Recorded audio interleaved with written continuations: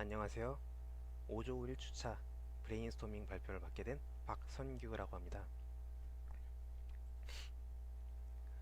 발표 순서를 설명드리면 우선 저희 프로젝트에 관한 간트 차트를 설명드리고 사회적 문제나 저희가 관심이 있었던 문제에 관하여 브레인스토밍을 한 후에 이를 토대로 프로젝트 주제 선정과 그에 따른 근거를 알아본 다음 주에 발표할 내용에 대하여 이야기하고 Q&A 시간을 가지며 끝마치도록 하겠습니다.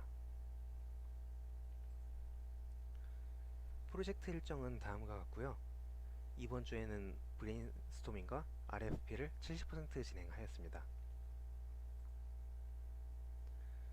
저희는 우선 사회적이나 편의적으로 어떠한 문제가 존재하는지에 대하여 생각해 보았습니다. 첫 번째로 생각한 것은 현재 이슈가 되고 있는 산불인데요. 최근 들어서 잦은 산불로 인하여 수많은 인명피해나 재산피해가 발생을 하고 있습니다. 실제로 작년에 수개월 동안 지속된 호주 산불이나 재작년에 발생한 그리스 산불 등은 수많은 인명피해와 재산피해를 유발하였습니다. 국내에서 또한 울산 산불이나 전주 산불 등 크고 작은 산불이 자주 발생하고 있습니다. 이를 예방하기 위해서 산불 감지 시스템에 관련하여 개선시킬 사항이 있는지 생각을 해보았습니다. 두 번째로는 지금 전 세계적으로 고통을 받고 있는 코로나가 떠올랐습니다. 이 바이러스는 최대 2주라는 긴 잠복기간과 높은 사람과의 감염성 때문에 나아지지 않고 점점 심해지고 있는 추세입니다. 아직 치료약이 나오지 않아서 최대한 감염을 막아야 하는 질병이기 때문에 어떻게 예방할 수 있을지에 대하여 고민을 하였습니다.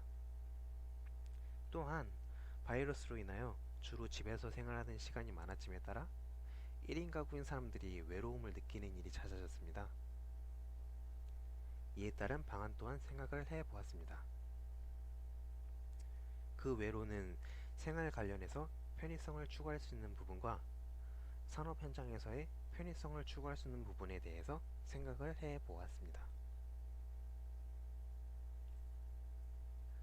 우선 산불 문제에 대해 알아보자면 현재의 산불 문제에 대해서 대처하는 방식은 직접 사람을 써서 관찰하거나 무인 CCTV를 설치하거나 헬기를 이용하여 관찰하는 방식, 이렇게 세 가지가 있는데 감시원이 직접 관찰하는 것은 인력이 동원되는 것뿐만 아니라 급격히 진행되는 산불에 대해서는 대처하기가 힘들고 그 감시원 또한 산불에 휘말릴 수 있는 위험성이 존재합니다. 무인 CCTV 같은 경우에는 고정이 되어 있어서 일정한 구역밖에 관찰하지 못하고 고장의 위험성이 있으며 사각지대에서 일어나는 화재 사고에 대해서는 대처가 전혀 불가능합니다. 헬기를 이용한 방식은 아무래도 돈이 많이 들기 때문에 평상시에 운용할 수 있는 방법이 되지 못합니다. 이에 따라서 저희가 내놓은 해결 방안은 열 감지 센서를 장착한 드론을 띄워서 산불이 나는지 산을 관찰하는 것입니다. 하지만 이는 소방용 항공기와 드론의 거리에 따라서 소통이 원활하게 되지 않을 수도 있으며 비나 바람 등의 자연 기후에 의해 드론 자체가 원하는 대로 컨트롤이 되지 않을 우려가 있고 드론이 조류와 충돌해서 고장이 나는 경우도 빈번하며 특히 이 경우에는 고장난 드론이 땅에 떨어져서 화재를 유발시키기까지도 합니다. 이러한 점을 생각해서 산불 감지 로봇의 제작이 어렵다고 판단을 하였습니다. 다음으로 코로나 문제에 대해 알아보자면 높은 감염성과 최대 2주라는 긴 잠복 기간으로 인하여 감염자가 접촉한 곳을 전부 완전 소독하는 것이 힘들고 자신이 바이러스에 걸린지도 모르고 밖에 돌아다니는 경우가 많이 발생했습니다. 이에 대처하여 길거리나 병원 등에서 돌아다니며 체온을 잴 수 있는 이동형 체온 측정 로봇이나 더러운 것을 판별하여 소독을 자동으로 진행하는 이동형 소독 로봇을 생각해 보았고 바이러스 때문에 혼자 있는 시간이 많아지는 사람들을 외로움을 달래주기 위해 말동무해주는 미니 로봇을 생각해 보았습니다. 그러나 사진에서 보시다시피 이동형 체온 측정 로봇 같은 경우에는 서울의료원이나 각종 병원에서 이미 사용 중인 기술인 것이 확인이 되었고, 다른 기술 또한 충분히 상용화가 되었다는 점을 고려해서 이러한 로봇들은 제작이 불필요하다고 생각을 하였습니다. 다음은 생활에서 편의성을 향상시킬 수 있는 것들에 대하여 알아보았는데요.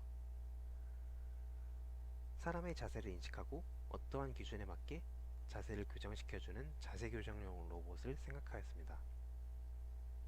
이는 의료용이나 건강용 등 여러 분야에 응용이 될 수 있다고 생각하였지만, 사람의 자세를 인식시키고 그것을 분석하는 것에 고도의 역학적 지식이나 기술이 요구된다고 생각하여서 현재 저희의 능력으로는 제작하기가 버겁다고 생각을 하였습니다. 다음은 음식물의 칼로리나 건강 관련 질문에 대답을 해주고 가족들의 식사량을 조절하며 먹어야 할 약을 제 시간에 챙겨주는 식사량 알림 로봇을 생각을 하였습니다. 그러나 알아본 결과 이 또한 상용화가 충분히 되어서 개선시킬 부분이 마땅히 없다라고 판단을 하였습니다. 다음으로는 아직 스스로 책을 읽지 못하는 아동이나 시각장애인들을 대상으로 책을 읽어주는 로봇인데요. 늦게까지 일하느라 놀아줄 시간이 부족한 부모들에게 매우 유용한 기술이지만, 딥러닝을 사용하여 글자를 인식시키는 기술이 매우 많은 시간을 필요로 하기 때문에 힘들 것이라고 판단을 하였습니다. 마지막으로 알아본 것은 공장 안에서의 편의성을 개선할 수 있는 부분에 대해 생각하였는데요. 현재 제품을 짓고 운반하는 로봇들이 많기 때문에 피킹 관련해서의 로봇 개발은 이미 레드오션이라고 저는 판단을 하였고, 생각을 바꿔서 바닥에 떨어진 볼트나 너트 등의 소형 부품을 줍는 이동형 로봇을 개발하고자 하였습니다.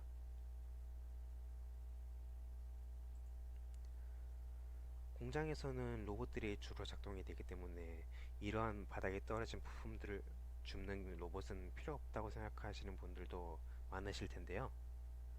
대부분의 공장에서는 아직 완전 자동화가 이루어진 경우가 거의 없습니다.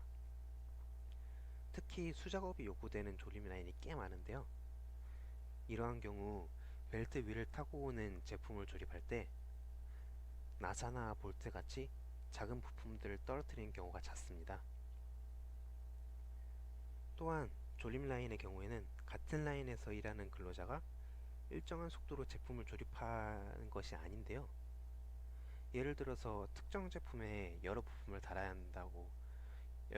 하는 공정이 진행된다고 하면, 첫 부품을 조립하는 사람이 빨리 조립을 했을 때 다음 부품을 조립하는 사람이 그보다 느리게 조립을 하게 되면 라인에서 밀려오는 물건이 쌓이기 시작하면서 그 뒤에 부품을 조립하는 사람들은 마음이 급해져서 부품들을 떨어뜨리거나 하는 일이 자주 발생합니다. 이렇게 벌어지는 부품들이 쌓이다 보면 회사 입장에서는 주기적으로 손실이 발생하고, 바닥에 있는 부품들을 근로자들이 밟거나 해서 다칠 수도 있습니다. 그렇기 때문에 떨어뜨리자마자 바로 수거하는 것이 일반적이라고 생각하실 텐데요. 이때 공장이 어둡고 작용용 장갑이나 보호구를 착용한 상태로 일하는 사람들은 부품을 줍는 것이 매우 힘듭니다. 이를 근거로 저희는 공장에서 자율적으로 이동하며 바닥에 떨어진 소형 부품들을 주워서 관리하는 로봇을 개발하고자 하였습니다. 그럼 이제 마지막으로 다음 주에 발표할 내용에 대하여 간단히 설명드리겠습니다. 우선 저희가 만들 로봇의 전체적인 형상을 스케치하고 로봇의 구동 방식을 여러 가지를 결정한 후에 그에 따른 필요한 기술과 부품을 조사할 예정입니다. 그럼 이상으로 발표를 끝마치고 Q&A 시간을 갖도록 하겠습니다.